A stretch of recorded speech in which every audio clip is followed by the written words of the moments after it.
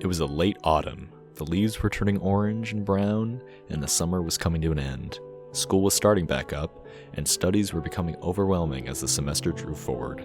But as stress began to engulf my conscious mind, a new escape arose: YouTube. I started by watching only a few channels, but my taste quickly broadened as I viewed more and more videos. Everyone I watched was pretty standard, nothing you wouldn't find in other subscription feeds, but there was one that always stood out to me. Have you ever heard of Schmiggciety? They're a smaller channel with a couple hundred subscribers that I'll watch from time to time. They make casual Let's Play videos about popular unknown games with insightful and humorous commentary over it all. However, my favorite series of theirs was their self-named podcast, Schmiggcast. Whenever I checked their channel and saw a new episode was released, I'd immediately put it on the background while I was eating my lunch. It made the chicken, rice, and a random green taste so much better. Unfortunately, it had been months since the last Saturday Schmiggcast upload, and it didn't seem like any more were coming anytime soon. I'd wait for hours and hours every Saturday, praying to Schmiggciety that they'd one day upload another one. However, on that faithful October night, while twiddling my thumbs, a new video appeared on their homepage after refreshing for hours. I couldn't believe my eyes. I thought it was a little weird that the video went out at 3 in the morning, but it wasn't uncommon for videos to come out hours or even days late. Something was off about the video though.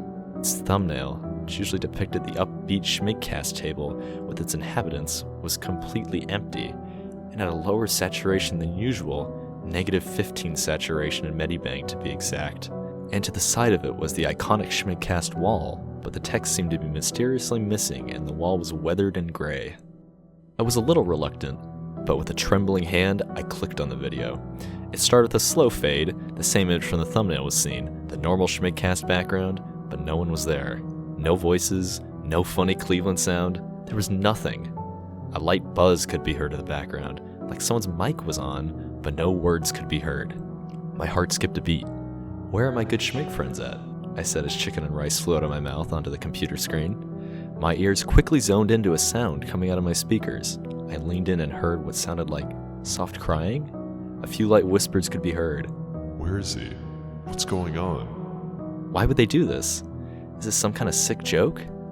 I slowly leaned back out and watched in amazement as the video continued. Then all of a sudden, the Schmiggcast light flickered and turned off on the video, and the crying stopped. Then within seconds, my own power turned off, leaving me completely in the dark. Oh man, I whispered to myself.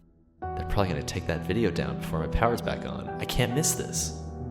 Just as I was wrapping up eating, my LED gaming keyboard began to glow. Maybe the power's back on? I hoped. However, only a few select keys would glow one by one in a predetermined order. I, M, H, E, R, E. As my brain cells began to connect the dots, my face was illuminated by a bright computer screen. I was blinded for a few seconds until my eyes began to adjust, and I saw him. It was Schmigglefrom. But something was off. His eyes were bright pink and hyper-realistic, and an angry glare was seen covering his face. Schmigglefrom, you're alive. Of course I'm alive! But weren't they just talking about how you died on Schmiggcast? Nah, dude. They're crying because you haven't hit the notification bell yet, man. Wait, then why do you look like that? I stated, pointing out his disheveled appearance. Bro, what the fuck? Do you know how much time and effort I put into those goddamn thumbnails?